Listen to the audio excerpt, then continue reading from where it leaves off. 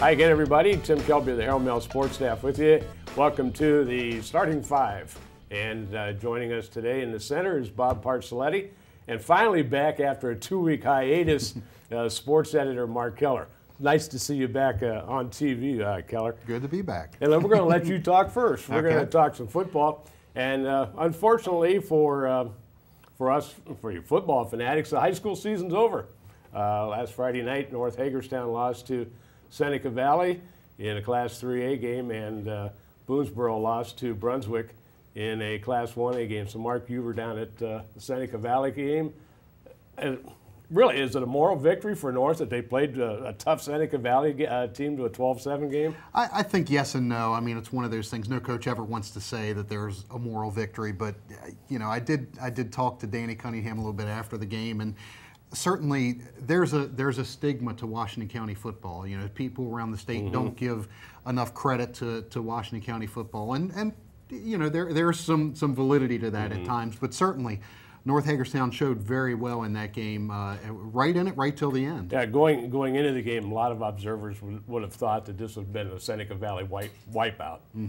Yeah, I think so. I think a lot of people thought that, and again, with good reason. You know, Seneca Valley is a state power, perennial top 15, top 20 team in the state. North Hagerstown, you know, their first time in the playoffs since 2006. And, you know, so there was certainly reason to think it could have been a blowout. But again, North came out defensively, played very well defensively. Seneca Valley had speed to burn, and North really matched up well with them. Okay, it's 6-0 through 3 quarters. Did North have any opportunities to have the lead through the first 3 quarters?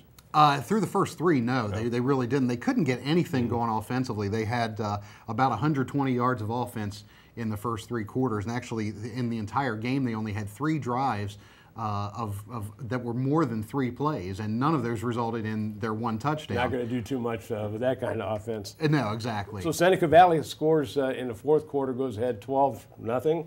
North scores, and it's 12-7. Yeah, and actually Seneca Valley, there was a 17-play drive that they put together. It took about 6.5 minutes off of the clock, spanned the 3rd and the 4th quarters, and you know, at 12-0, and actually I heard somebody on the North sideline, it was a Seneca Valley person, say that might do it. But then next play, first play from scrimmage for North, Nick Carlin hits Trey Anderson's 72-yard pass play, and all of a sudden it's 12-7. And North is right back in it. So they, again, not a sustained drive, but that big play that they really were looking for, and they got their confidence back with that. And still, they had a chance to win the game in the end. Got the ball back, down 12-7 with about 3 minutes left, and drove down a couple big plays, got them in range. I think they were around the 35-yard line, and Nick Carlin went back to pass.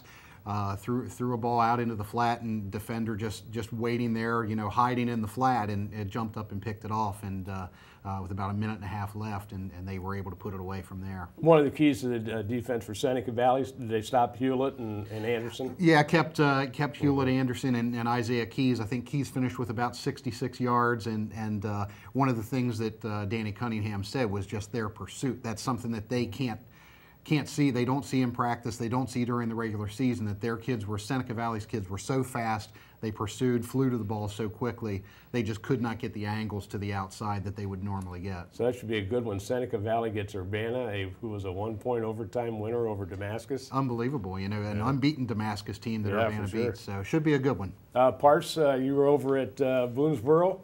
Second visit to town for Brunswick, and things were a little bit different. 47-0 the first time that Boonesboro played. Brunswick, a whole different team. It was a very interesting game for the fact that it was, I think Brunswick kind of looked at that film and kind of broke things down. I think the 2 things they did were, number 1, on defense, they didn't get the idea that Boonesboro was going to throw the ball much. So they brought everybody up on the line and just basically strung out stuffed the holes and strung out everything, and really kept the running game in check on them for the Warriors. Then on offense, the first game, I guess Boonesboro has flooded all the pass routes and made it difficult for Cullen Nussbaum to throw the ball. They sure did. Yeah. And I think this time they used Nussbaum as the decoy. Whenever Boonesboro was back in the routes, he ran. Anytime they came out and rushed, he threw. Well, he ran for 92 yards and he passed for 325. and he was not even close to doing any of that in the first game. Well, and in the first game, Blaine Price, he was basically taken out of the game completely. He had 11 catches in this game. Right. So yeah, I he's mean, a state record holder. He ought to, and they shut him. They only had 3 catches in the first game. So I mean, you know, they got him active early.